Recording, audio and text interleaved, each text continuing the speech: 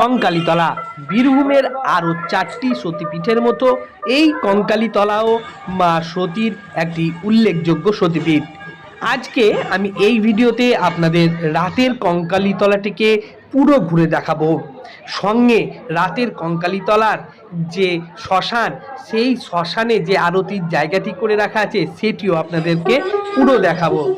Bolpur station থেকে 8.5 kilometre দূরে কোপাই নদীর তীরে অবস্থিত এই কঙ্কালীতলা, এটি হচ্ছে মায়ের শেষ সতীপীঠ। শোনা যায় এখানেই নাকি মায়ের কঙ্কাল বা মতান্তরে কোমরের হাড় বা কাঁচ পড়েছিল, আর তারপর থেকে এই মন্দিরে মায়ের ছবি রেখে পুজো করা হয়, তাই এই জায়গাটির নাম কঙ্কালীতলা।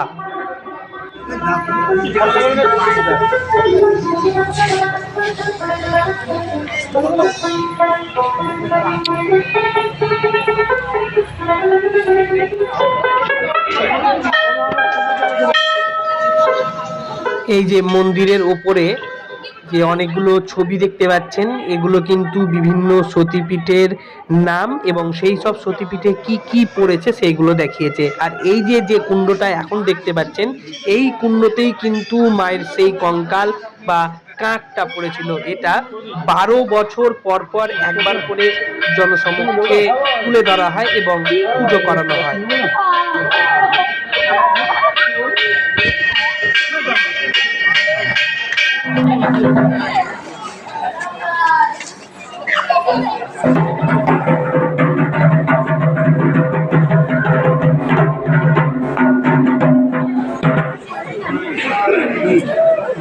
ওইটাই তো ওখানে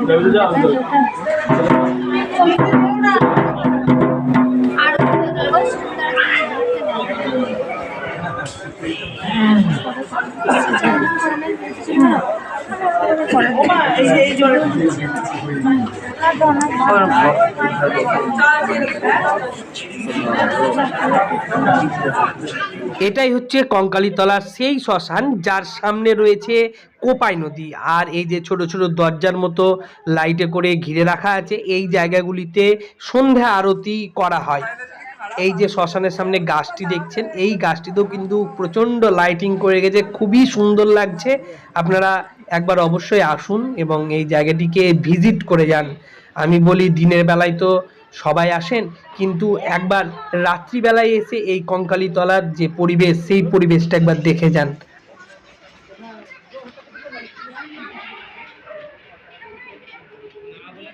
এই যে এখন অন্ধকারাচ্ছন্ন নদীটি দেখছেন, এই নদীটির নামই হলো কোপাই নদী।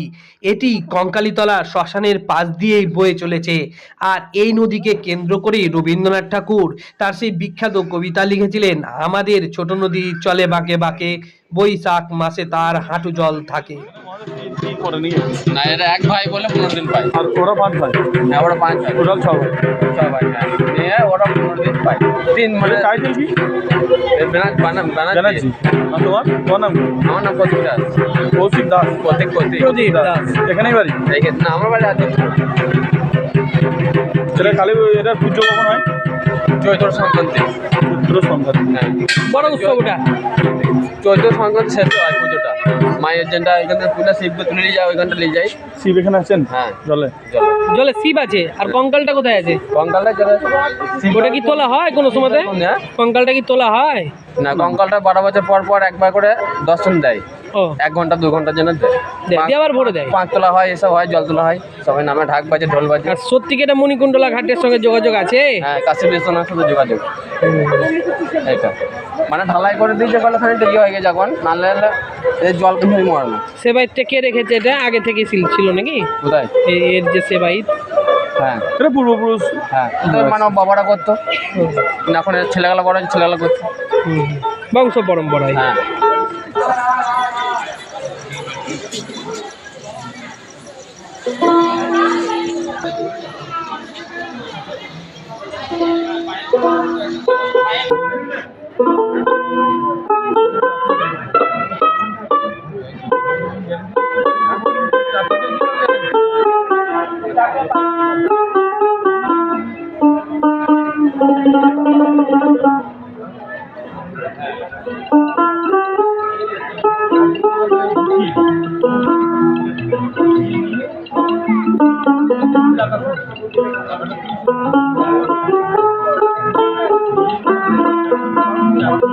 Thank